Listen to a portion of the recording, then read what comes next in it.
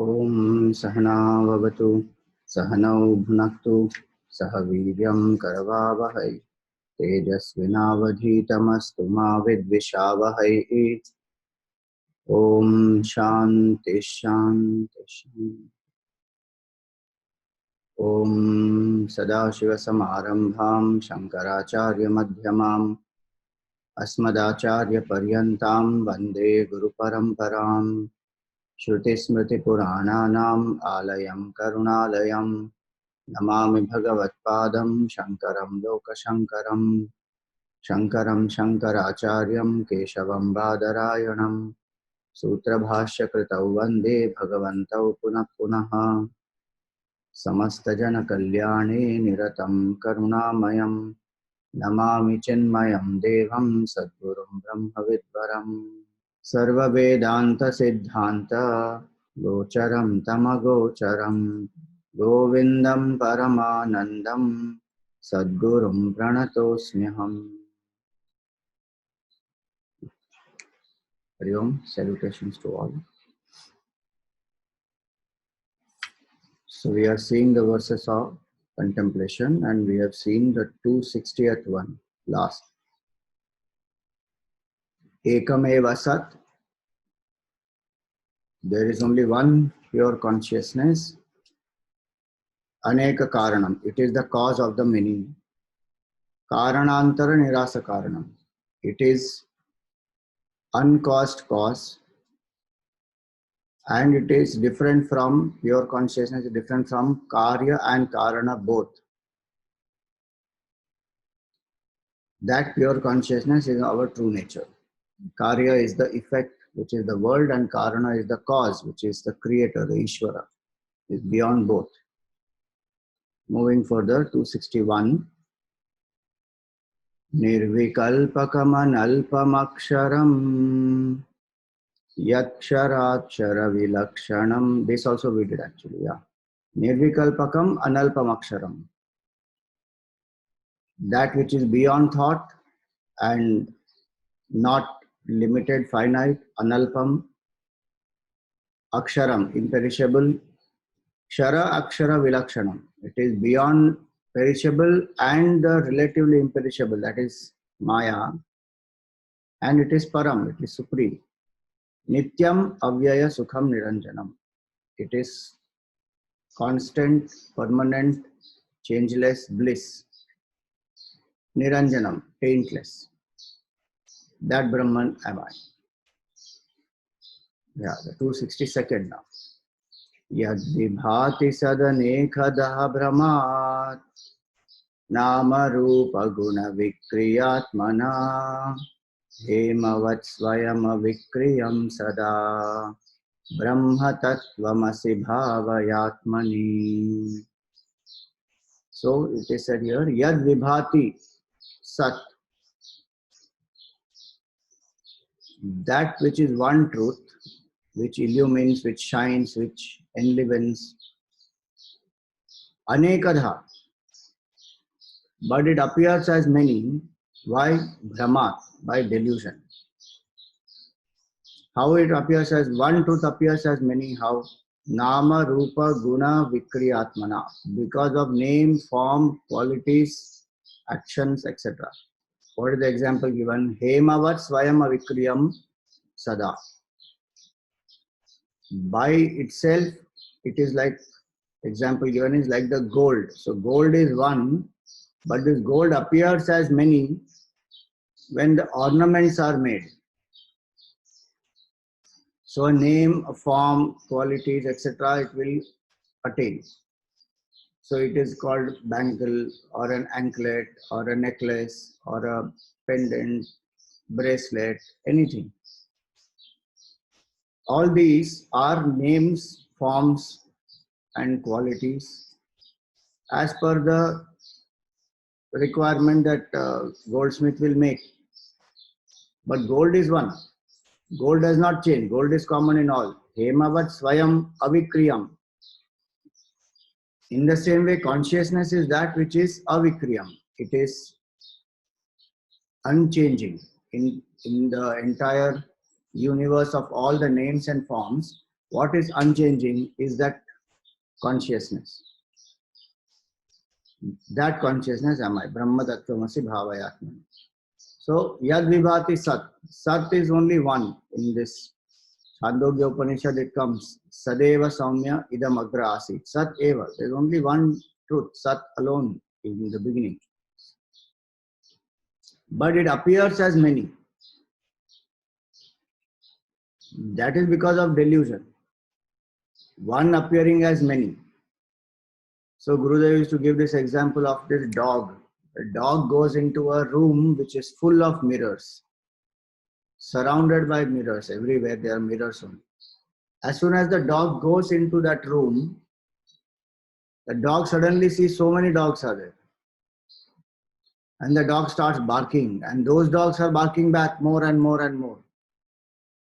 They're about dog closer, those dogs come closer. So the dog gets petrified that so many dogs are there. And in that it tries to go and attack. So it tries to jump at one mirror, and that mirror as though breaks, and it all falls on that dog and it gets hurt very badly. So how it is like that? How example is the same way it is here. That one truth appears as so many. The dog, in that example of the dog is seeing itself in the reflection, in all the mirrors. There are no other dogs at all. One truth is reflecting in so many hearts, like that sun example, in the pots of water. Reflections are also of the same sun. The quality of the water is making all the difference. But when we understand that actually when we perceive the whole world, we are perceiving the truth, not anything else. Because our attention is on name, form, attributes, actions, etc., then there is a problem. Like seeing the gold ornaments and getting carried away by the shape of the ornament, the workmanship on the ornament, the weight of the ornament, all those things. Not seeing the gold. It is like that. Hemavat svayam avikriyam sada. When I see the ornaments but I miss out the gold, in the same way I am seeing the whole universe, missing out the truth. And because I am missing out the truth, I am seeing this plurality. If I see this as an appearance of the truth, then there is only one. Like the dog will see only one. If the dog understands that this is only one, all these are reflection because of the mirror, then the dog knows there is only one dog. Gold, if we see gold in all ornaments, there is only one gold. But so many different forms of ornaments, appearances of gold only. In fact, actually there is no ornament. There is only gold there. We are, for functional convenience, giving some name and some shape and then making it into a certain type of an ornament for adding some beauty when we wear it or for some convenience. But otherwise, it is not anything else except gold. The name, the form is of no use without the gold. But today in our world, what is happening? Name and form is everything. God and consciousness is nothing. One is wondering, where is this God? Who is this God? What is this God? Where one is seeing actually only God. One is perceiving only the absolute truth in so many ways. But one is not having that vision. So it's like saying, I am not seeing gold. I am seeing only name, form, ornaments, workmanship. Where is the gold in this? There is no gold. And then to deny that gold is not there. You may say example as limitation. Agreed, because that is visible. Gold is there, visible. Here also it is visible, but what was said earlier, no, Vimala Bodha Chakshusha. When I have Vimala Bodha, then it will open up. What we see is Bhagavan only. The same world which we live and see names, forms, attributes, changes, and we get attached to them, we have aversion to them. In the same world, the Mahatmas who stay, they look at the world only as expression of Bhagavan. So for them, everything else is Bhagavan. All creatures are Bhagavan. One incident in Namdev's life. So Namdev was sitting outside the temple, and somebody had brought uh, the puri and bhaji, and they were giving outside to people who are sitting outside the temple. They are doing dan, annadan. And Namdev also got. So when he got and he was about to eat, one dog came running from there.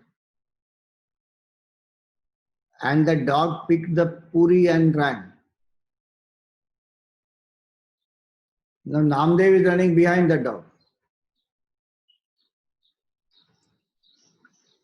telling the dog that, "Are you take this bhaji also, why are you taking the puri alone?" Somebody who was standing on the wayside and he was seeing this. So he said, "Arey, what a madman you are, why are you running behind the dog?" He took the puri and went. So what is your problem? You just eat the bhaji. Why are you wanting to give that also to the dog? So Namdev replied that, Vishnu is running with puri. Vishnu is running behind him with bhaji. What is your problem, O Vishnu? Namdev seeing everything as Vishnu only, Bhagavan. So that's the attitude. There the example is little eccentric sometimes. One don't think that one will start doing all that. But the vision will be that there is only one truth appearing as all. So this sense of psychological distinctions, divisions, discrimination, all that will end. So that's how it is. Yad vibhati sad anekatha brahman. By delusion only it is appearing as so many. It is only one. Nama rupa guna vikriyatmana. That Brahma is because of Nama rupa guna. By itself it is avikriyam. Like gold doesn't change in any of the ornaments. Same way the truth is the same in all ornaments. So the truth is not affected by name, form, attributes, good, bad, nothing. That changeless truth I am. Now the last verse. Yachakasthyana param parat param pratyagekarasamatmalakshanam satyachit sukhamanantamavyayam brahma tattvamasi bhavayatmani. So it says Yat Chakasti. Yat Chakasti Anaparam Paratparam. That which is beyond which there is nothing, Anaparam, Paratparam. It is beyond the Maya also. Paratparam. Which illumines and which is within Pratyageka. It is within us, homogeneous, Pratyag Ekarasam, Atma Lakshanam. It is of the nature of the self, I. Satya Chit Sukham Anantam. It is of the nature of Sat, Chit, Anand. And what type of Anand?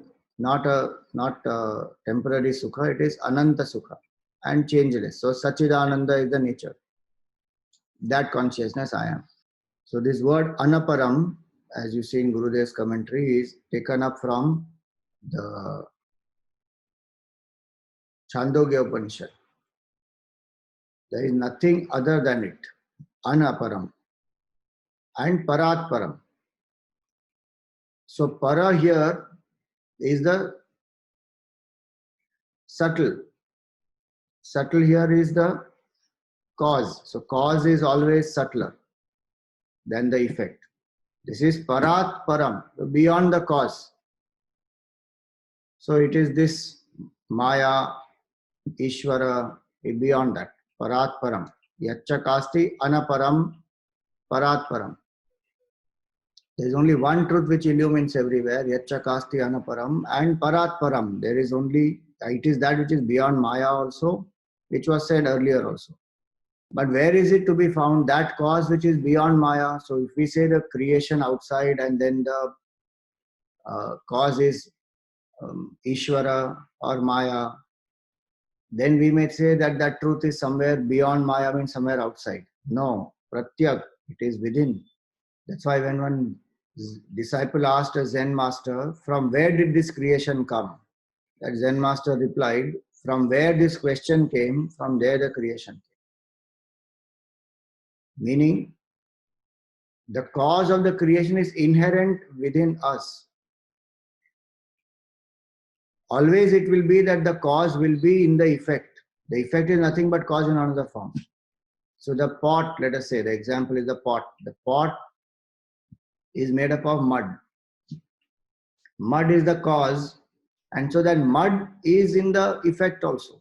It pervades the effect, in fact. In the example of mud, the mud pervades the entire pot. So the cause will be inherent inside the effect. This whole universe that we see, Brahman alone is the real cause of that. And where is that? It is in our own heart. So we cannot realize Brahman outside there. The cause is not outside, Pratyag. It is within us. The realization also happens within us, and the fact is it is us as our true nature. So Pratyag Ekarasam. Ekarasam, homogeneous, there is no division in that. And actually it is rasa, it is of the nature of bliss, Ekarasam. In the Upanishad, this word is a pointer of the self. In the Taittiriya Upanishad, it comes raso vai saha. Rasagga hyevayam labdhva anandi bhavati. Ko hyevanyat ka pranyat yadesha akasho anando nasyat. Very beautiful lines these are. Raso vai saha. The nature of that pure consciousness is rasa. No, rasa doesn't mean you don't imagine juice, literal juice. It is Anand, of the nature of Anand. And having experienced this, the person becomes Anandi, meaning that person experiences complete fulfillment. Anandi bhavati. Rasaga hyevayam labdhva anandi bhavati. And then the next line is very nice. It says that ko hyevanyat ka pranyat. Who will be living, who will be breathing, if this Anand was not in the heart? That bliss, which is our true nature, Atma Lakshana, Ekarasam. If that bliss was not there within us, who would even be alive? What is that because of which we want to live, we want to work, we want to enjoy? It is only because of happiness. And whenever a desire gets fulfilled, the agitation becomes quiet. So the inner happiness is what we experience. And that is what we want to experience again and again. But not knowing it comes from within, Pratyag Ekarasam. I am thinking it is coming from outside. So I am running behind the things outside. Here Vedanta says, no, that is Ekarasa. That our nature is that rasa. Our nature is pure Anand. And that is how it is keeping us alive. If we just turn the attention from outside to inside, we will be fulfilled. Anandi bhavati. Not right now how we get temporary pleasure and then we crave for more and more and more. This bliss doesn't leave any craving. Free from all cravings. Spontaneous bliss, infinite bliss. It is not limited, that also. It is infinite. That's why it says Ananta Sukham. Next line it says that. So what is our discriminative buddhi doing? We have not applied that discriminative intellect. Leaving the infinite source of bliss, I am running behind temporary pleasure and getting stressed in that also. And that's why the great seers and sages, etc., they have compassion on us. Why are we suffering so much? When the infinite source of bliss is our own true nature. One nice example for that is a person lived a whole life as a beggar, sitting in one place, begging for alms, asking people to help him, lived helplessly, begging all the time. When that person died, the people around, they said, this person has spent whole life here only. Let us bury him here. When they started digging, what they found there, that there's a huge pot of gold just below there. And you are sitting on that huge pot of gold whole life and begging. Why he didn't turn? He didn't know that there was a pot of gold below that. Same way, we don't know that our true nature is pratyag ekarasam. Supreme rasa is that ananda, bliss of the self. Even a little bit the mind becomes quiet consciously, one will feel the rasa. In some puja, some bhajan, some japa, some selfless act, when that mind becomes little bit quiet and pure also, one will literally feel the rasa. What to talk about the bliss of Brahman. So here he says, pratyageka rasam. I am that pure consciousness whose nature is bliss, and that bliss is inside us. The cause of the universe also is inside us. Atma Lakshanam. That is the true I, the self. And what is the nature of the true I? Sat, Chit, Sukh, Ananta Sukh. Existence, consciousness, and bliss. And it is changeless. If somebody says, how maybe if I start tapping into it, it will get dry, it will get over. So let it be there. No, it is changeless. It will never get over. It is infinite. It doesn't get over. Pleasure in the world comes and goes. It is changing every single moment. The law of diminishing returns functions on pleasure, but it doesn't function on bliss. So many differences you see. Pleasure is born out of excitement of the senses or imaginations of the mind or superimpositions of the buddhi. Pleasure is born out of that. Otherwise, where is the pleasure in that? Tongue when gets it, where the senses when they get tickled, then some sensory experience, we call that as pleasure. The same thing for somebody else is a pain. So where is real pleasure and pain? Rasgulla, one person eats is pleasure, other person eats pain. So the senses are tasting it, but the mind is conditioned to think this is pleasure, so it thinks pleasure. The mind is conditioned to think that is pain, so it is pain. It is not even in the senses. It is not even in the object. It is not even in the object contacting the senses. It is here in the mind. So all pleasure is imagination of the mind. And then that is based on this sensory experience. The senses have to be good for that. So pleasure is by sensory excitement, by mind's imagination, and the intellect has to superimpose the notion of happiness in that. So somebody tells me something, I hear about something, I see something, and then I imagine, this is pleasure. That's how one conditions oneself. So it will drain the energies. When we engage in it, it has to it will drain away the energies. Then when we are enjoying it, for few seconds, we feel the heights of pleasure. And then the second, third, fourth helping, and then more we take, it keeps on diminishing.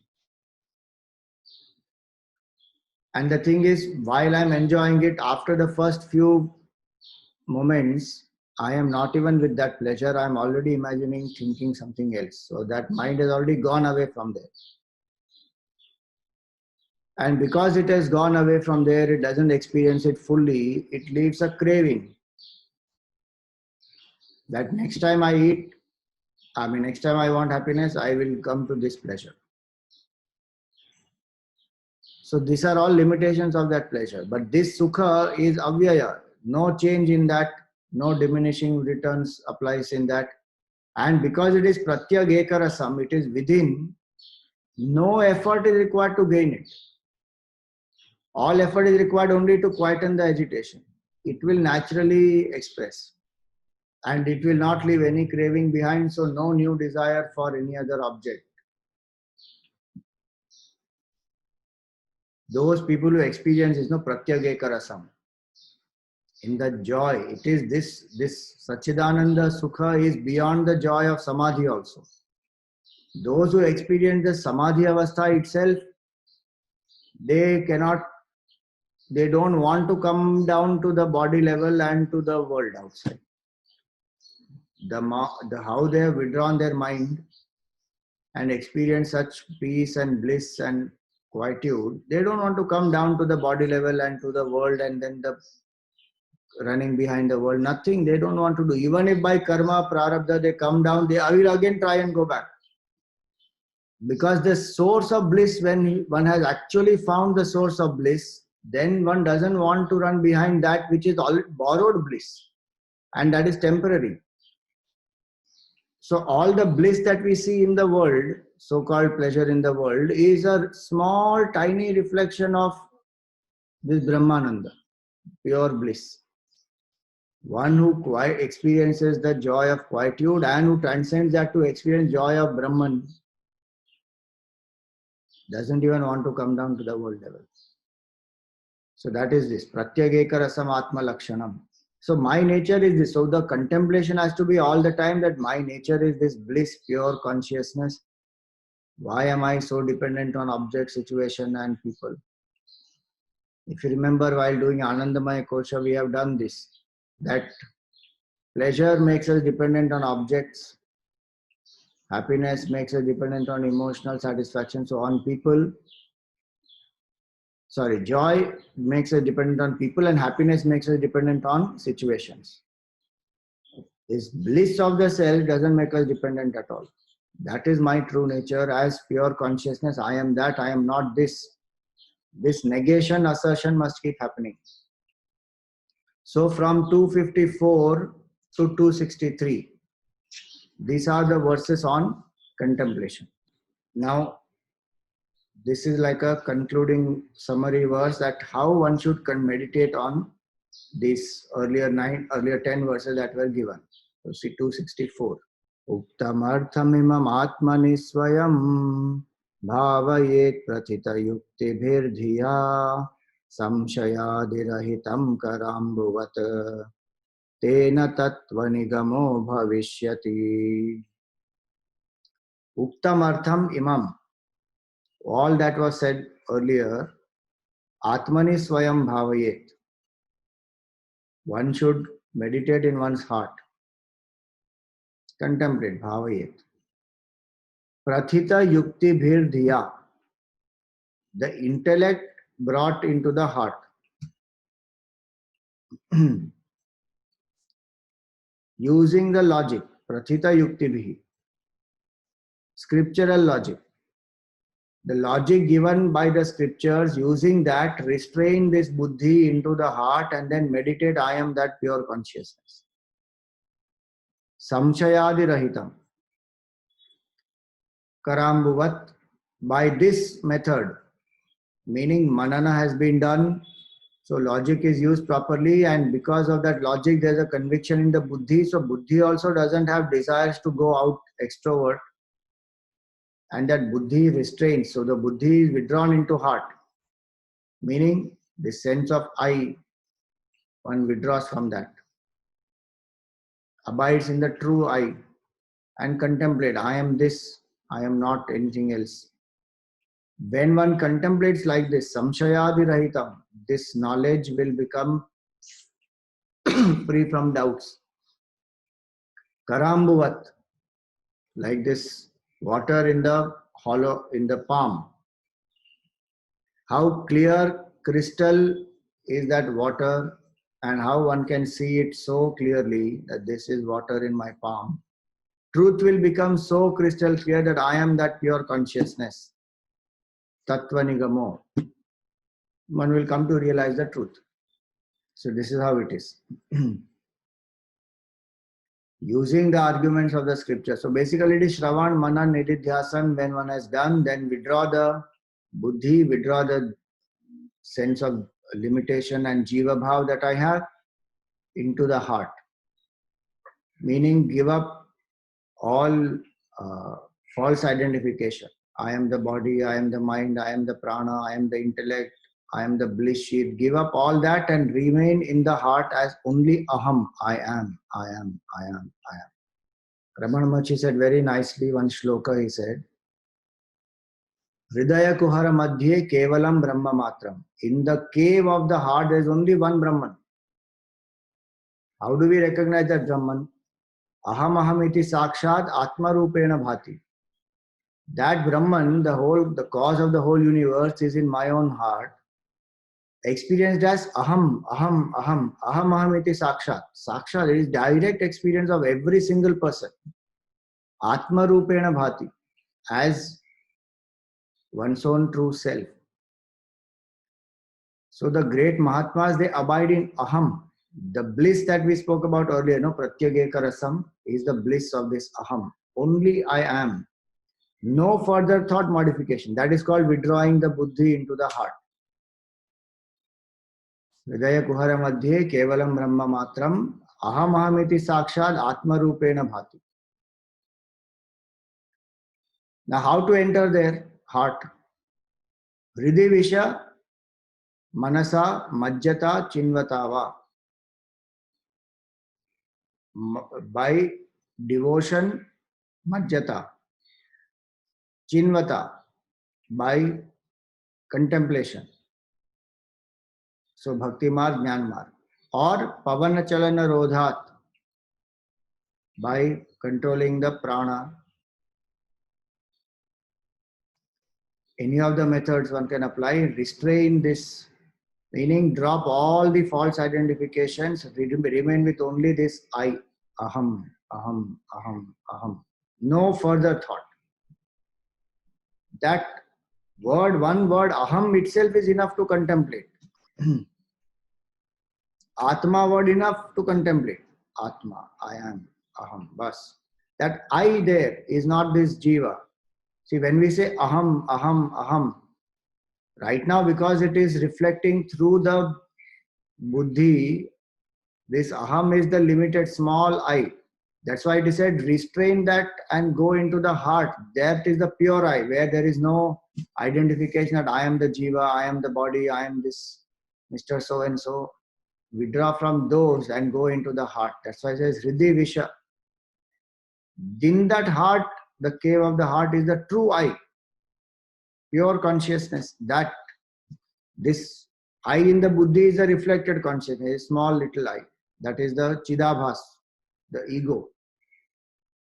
That we have to withdraw from and enter the heart. That is the pure aham. Ramana Maharshi, you just say aham and he will go into samadhi. Bliss he will go into.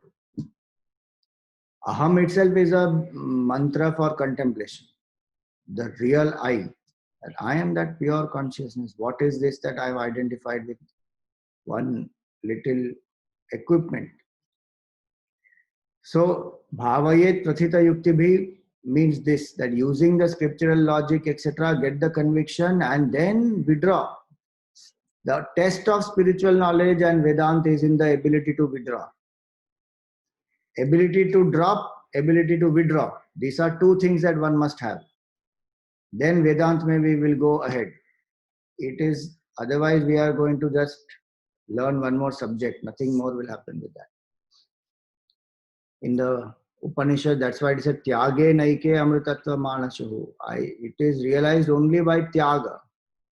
In the world, everything else is acquired, what I don't have, by getting from outside. and then I hoard it, I protect it. In Vedanta, it is already we have got enough false identification. I have to drop. I don't have to hold anything new. To drop only this knowledge is required. That's what it is. Bhavayet prathita yukti bhi. Proper arguments given in the scriptures. Gurudev has said recognized arguments. The recognized arguments means the standard arguments given in the scriptures. Those arguments, when I take up, then I get proper intellectual conviction that why I am not this BMI, how I am that Brahman.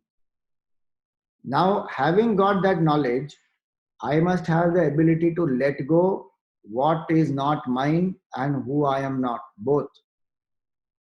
I and mine. This is what we have to drop, no?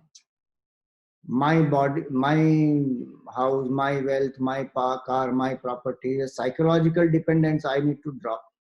Because I have to drop even this attachment to this. This is not me. So my body, my prana, my mind, my intellect, that also I need to drop.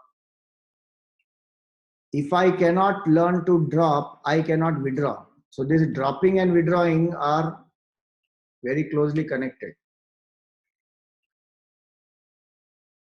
The attention from the BMI to the self, I cannot withdraw my attention, identification, if I don't have the ability to drop. So Tyaga and Sannyasa. One of the expressions of Tyaga and Sannyasa is, one of the meanings is this. Tyaga is the let go. Then I can withdraw, that is sannyas. Abide in the self, that is sannyas, where I have dropped fully and withdrawn into that pure consciousness. We are making a distinction of dropping and withdrawing because detachment is required for renunciation of this I.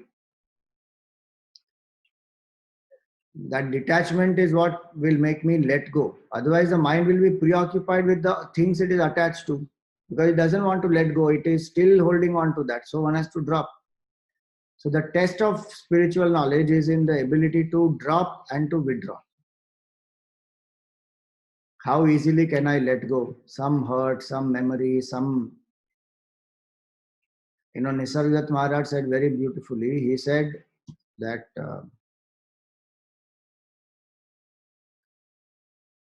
memory is the source of our problem.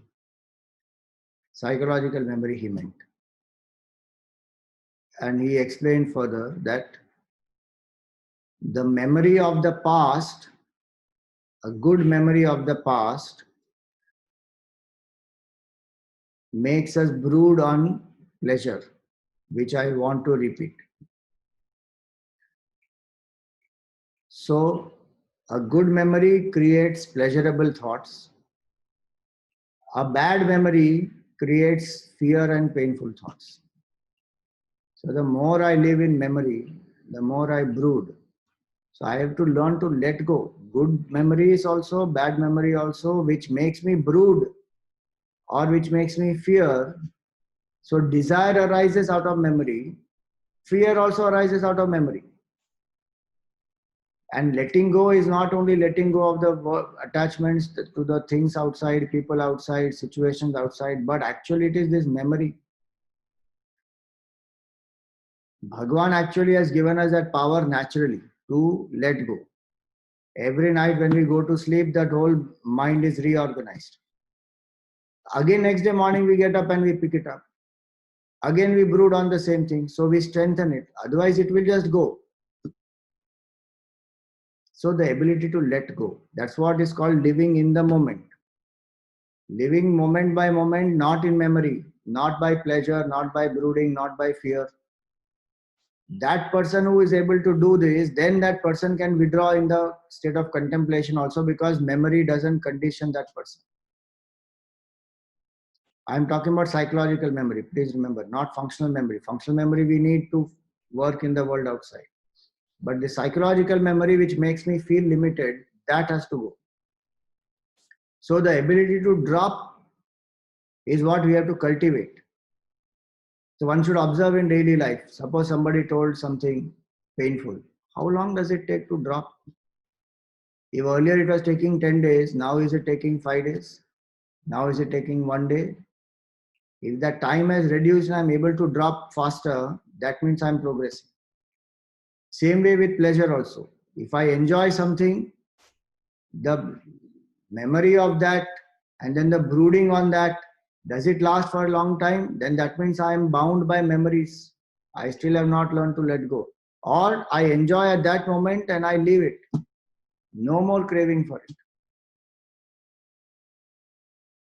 Nor does the mind create a desire later on that if you want happiness, enjoy that.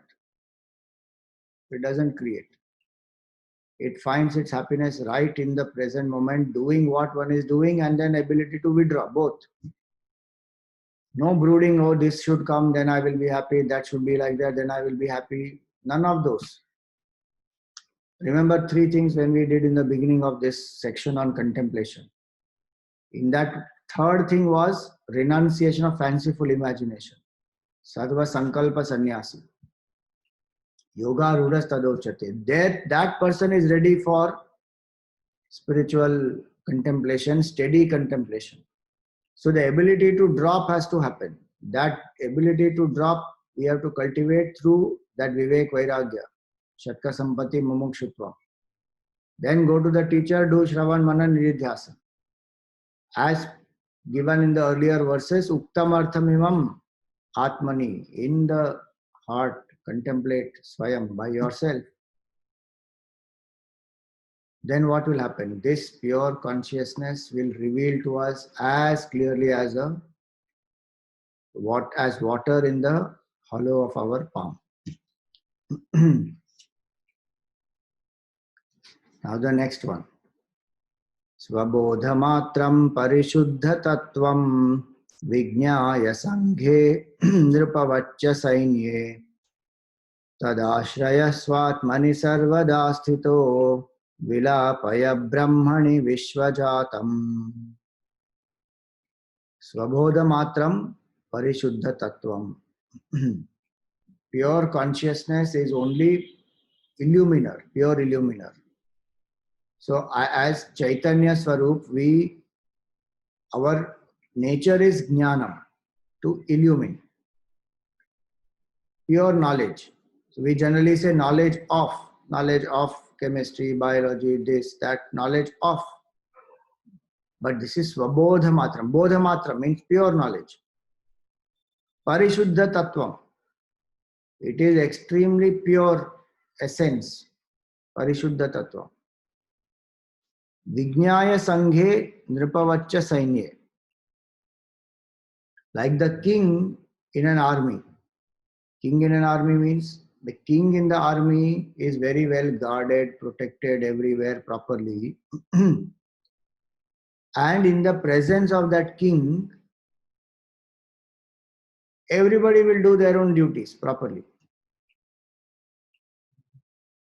The king does not have to tell also. The presence of that king is enough, and the army, each rank of the army will do its own job in the presence of the king.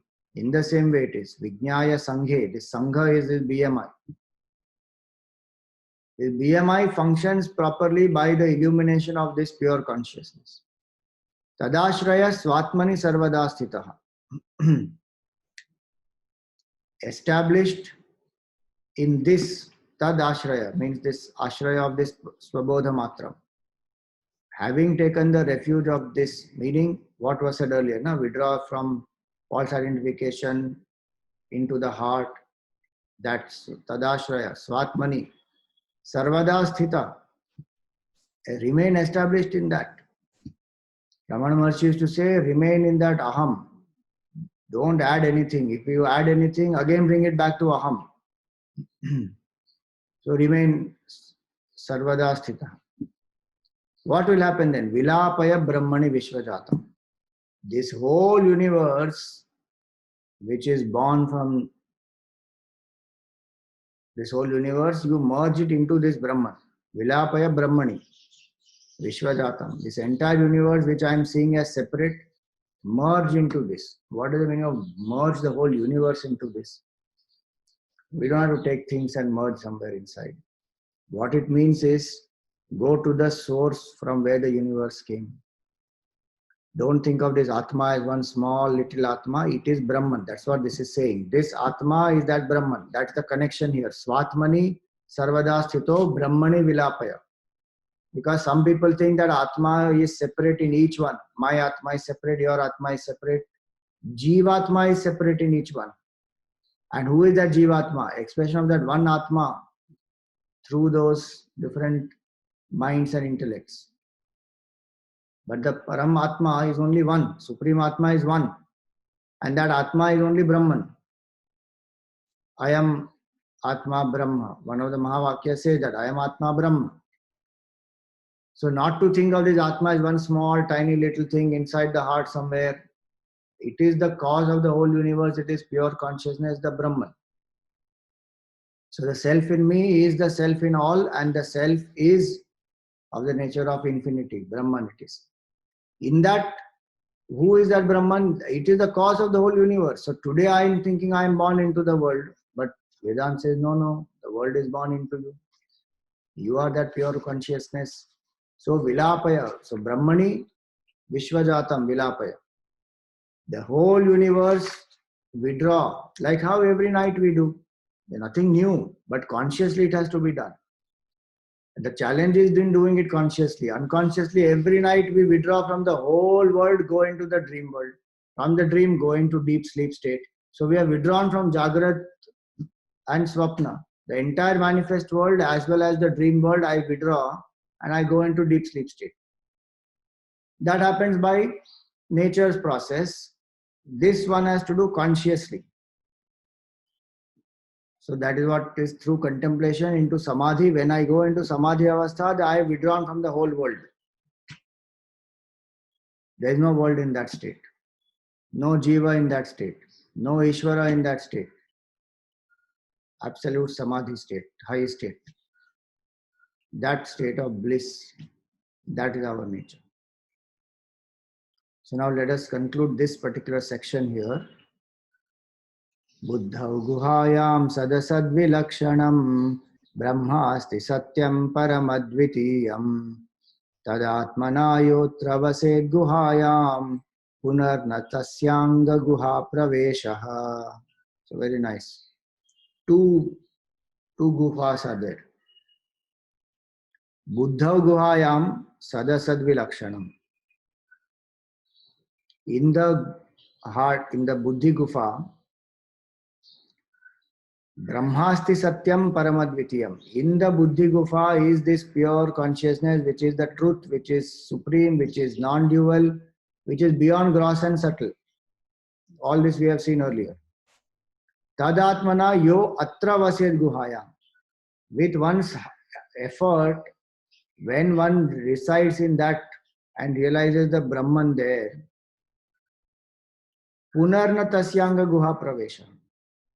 That person will not enter the cave of the body. Which is the cave of the body? The cave of the body is womb of the mother. Meaning birth and death one will be free from. So this cave of the body, the womb in which one grows, the cycle of birth and death, source of all this finite existence and exhaustion of karma, and then the pleasure and pain, and again while living create those vasanas which will again make me get into the womb. This cycle goes on and on and on. He says, if you don't want to go into the cave of the body, get into the cave of the buddhi. That's the two choice we have, that's all. Two choices. Get inside the cave of the buddhi, then free from the cave of the body. If I don't get inside the cave of the buddhi, then I will be forced to go into the cave of the body, even if I don't want. So really speaking, in human life, we have one choice. I should get into the cave of the buddhi and become free. Otherwise, I run in the world outside, then constantly I will be getting back again and again into this cave of the body. And there also, which cave, which body we get, that we don't know. That's the strangest part. That's the terrible part, that when the next human body will come by which I will be able to withdraw into the cave of the buddhi, no idea. So very, very precious opportunity, this human body, human life, because the only in this, remember, out of 84 lakh species, the only body which is capable of helping us to withdraw into the cave of the buddhi is this human body. So more and more we have to pray to the Lord that Bhagavan, give me that capability, that strength to be able to withdraw from all this false identification and enter into the cave of the buddhi. Otherwise, this samsara is, if we don't have that ability to drop and let go and withdraw, samsara binds like anything, and then go back round and round into this cycle of birth and death, the cave of the body. How terrible it is. You just see the contrast. Cave of the buddhi, if I get inside, I connect myself to the supreme bliss, unalloyed bliss, infinite bliss, which is the cause of the whole universe. And cave of the body, when I get into, Ore Bapre, there is pain there. Constantly I am cooked as though the Jataragni of the mother is there. I'm hanging upside down there, and there's dirt, there's filth, there's fecal matter, no light inside. Fully dependent on the mother. If the mother doesn't eat properly, the baby gets to baby, is going to suffer there. Just imagine what kind of a life is that. 9 months one gets. So Shankaracharya ji says that when the jiva is in the womb, the jiva is crying, praying to Bhagavan that, oh Bhagavan, I forgot you, I did not take your name in the previous janma, this is my condition now. I don't want to get into this jiva bhav again. I don't want to come into this womb again. When I come out now, I will definitely remember you, and I want to exit from birth and death. But alas, when that jiva comes out, the winds of Maya touch that jiva, and that jiva cries saying, Arey re, your Maya has caught me, Bhagavan. Now I am going to forget you. That's what happens. Some grace of the Lord, karuna of the great masters and saints and sages, that we come across this Brahma Vidya. Our karma plays a very small role in this. Grace of Bhagavan, karuna of the Sadguru, that this knowledge comes to our life. And this example, the more one thinks about this, that do I really want to come back into the womb of the mother, go through the pain there? And then is the worldly life very pleasurable? A temporary pleasure we get deluding ourselves. Pain only it is. How much do I want to revel in pain? Birth is a pain. Whole life is a pain. Death also is pain. Afterlife also is pain. Where there is no sense of proportion in this at all. When we actually look at it, the whole thing is painful, but the delusory mind of ours makes us feel this is pleasurable. Why running behind that? Gurudev used to say, pain is the main course meal, pleasure is a chutney. Little chutney we are getting, but pain is the main course of life. 7-course meal, na? Imagine 7-course meal is pain. If we are given 7-course meal, everything which we don't like, how it is.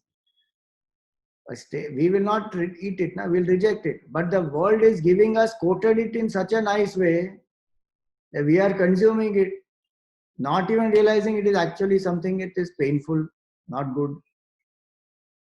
Imagine, if I think more and more on this, then one will get that vairagya saying, I don't want to get into this cave of the womb again. Body, buddhi, the cave of the body, I don't want to get into, because it is all pain there. And what an opportunity is lost. human body, human life, we can withdraw into the cave of the intellect. Not escapism, this is. This is proper thought through, well thought, what was said earlier, scriptural arguments, vivek, vairagya, all that. Then I withdraw and just remain there, aham, pure aham. Unalloyed bliss, that is. That person lives in bliss every moment after that, and true bliss.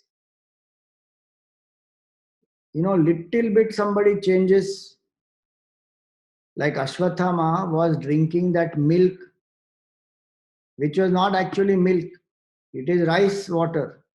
And he felt so cheated that, my father is giving me this rice water and making me think it is milk. Because when he went to, when the training was happening and the Pandavas, Kauravas and Ashwatthama, they used to get training together. These Kauravas, when they are drinking milk, Ashwatthama also had brought what his mother gave. He started drinking. They all started making fun of him. See, you are drinking, this is not milk. Then when Ashwatthama actually drank the milk, he felt so cheated. He said, Arey, I am drinking this and my father is telling me this is milk. Imagine that one example. Like that in the world also, so many times when we get cheated with one little thing and we come to know reality is something else, we feel so miserable. Here it is, our ego is cheating us full time and we are not even feeling the pinch. In fact, we want to continue this